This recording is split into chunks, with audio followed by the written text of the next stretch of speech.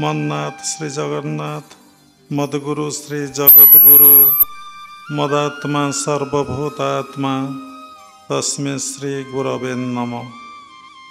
नीलाचल निवासाय नित्याय परमात्मने बलभद्र सुभद्राभ्यां जगन्नाथाय ते नमः। क्रियायोग परंपरार समस्त गुरु मानक मु प्रणाम करुछि। विश्वर प्रत्येक संप्रदायर गुरु मानक मु प्रणाम करुछि। उपस्थित भगवत स्वरूपगण सबरी भितरे परमात्मा को उपलब्धि करी मु प्रणाम करुछि। मनरे गोटे प्रश्न उठे, आमे ए संसार को आसीचे, यही सत्य,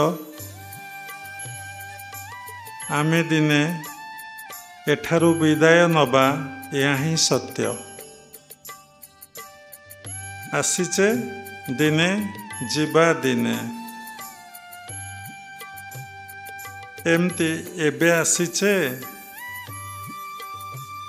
पुणी एबे जीवा ना, आगुरु आसीथिले जाइचे पुणी गले पुणी आसीबा ना जीवा। आमे बारंबार आसुचे, बारंबार आमे जाऊचे, गले पुणी आसुचे, गले पुणी आमे जाऊचे।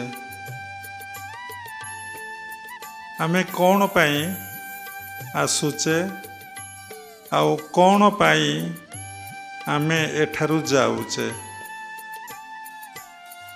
आमे कौन आसीथिले जीवा पाई? आउ जदि गले पुणी कौन इच्छा थला आसीबा पाई? थरे ए धरा पृष्ठरे बा पृथ्वी पृष्ठरे जन्म ग्रहण करी बंची रहिले केते दुख, केते जंत्रणा, केते कष्ट, केते सुख, केते शांति, केते आनंद मिले।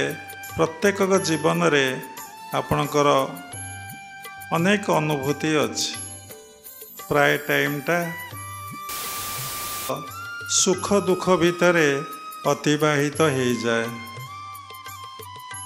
मनीष जिते दुख पड़े, कष्ट पड़े, जंत्रणा पड़े, से विव्रत व्यतिव्यस्त ही पड़े। केमिति दुख, केमिति जंत्रणा, केमिति कष्टरू मु मुक्ति लाभ करी। जेतेबळे भल समय आसे से सब किछि भूली जाए एवं ताकू पूर्वजन्म संस्कार बा जन्म जन्मांतर संस्कार जो कर्म मिली थाए, से कर्म रे से पूरा एते दूर छंदी पड़े, एते दूर बांधी पड़े, से सब किछि भूली जाए आ तार किछि मने पड़े ना। तेणु आसुचे ये पृथ्वी पृष्ठ को पृष्ठरू विदाय होचे।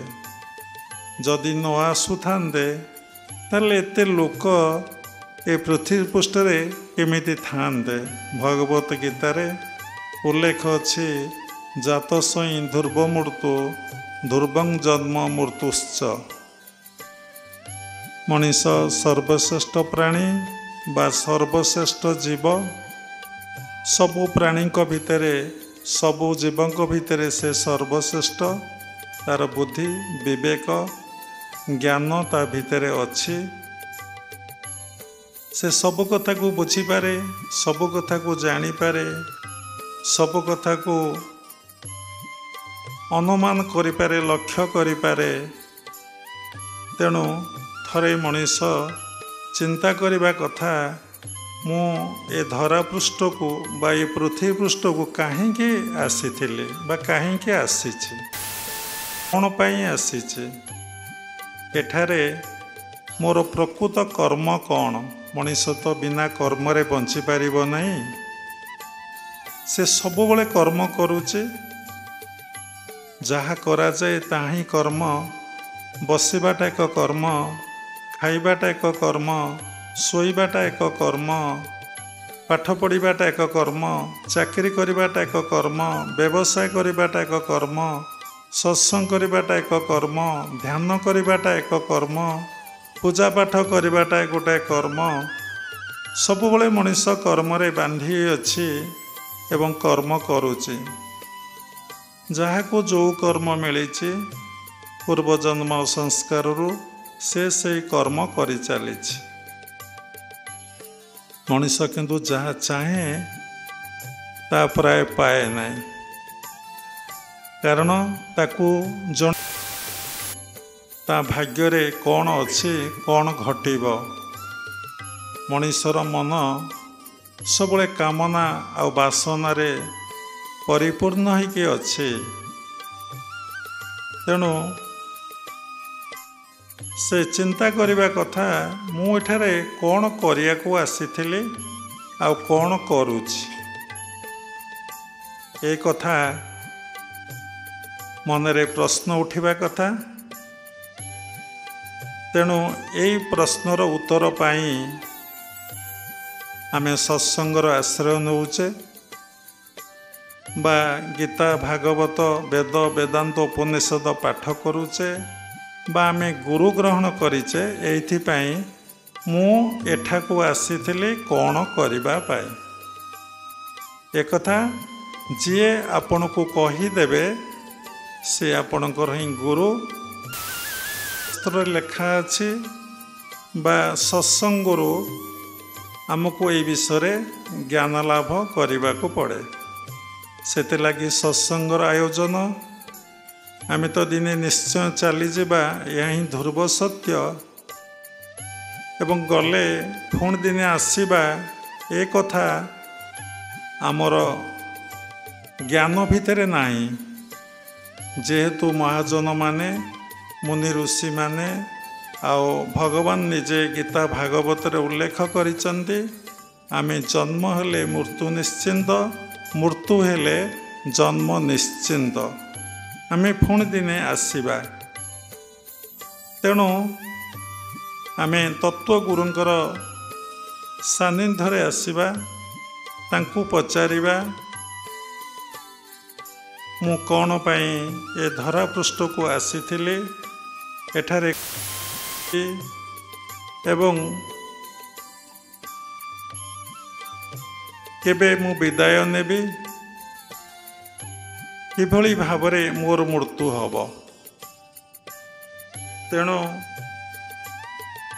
गुरुदेव आपण को कहीदेवे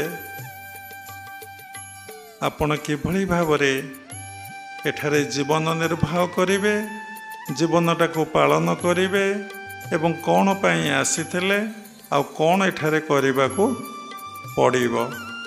एई विषय आपण चेतना को जागृत करईदेवे।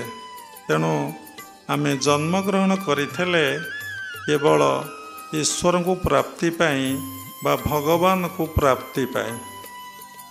आमे एई कथाटी को भूली जाइचे। कहीं भूली जाइचे नामको से भली परिवेश से भली कथा आमर पिता गुरु माता गुरु कर्ण गुरु शिक्षा गुरु ए कथा आमको केबे कहती ना। समस्त धारणा थाए काले पिला को भगवान को कथा कहले, हरिकृष्ण कथा कहले काले पिला भितर वैराग्य आसीजिव कि, पिला काले घर द्वार छाड़ी चलीजिव कि। तेणु आजिकालीर पितामाता माने संतान मानकु ए कथा कहती ना।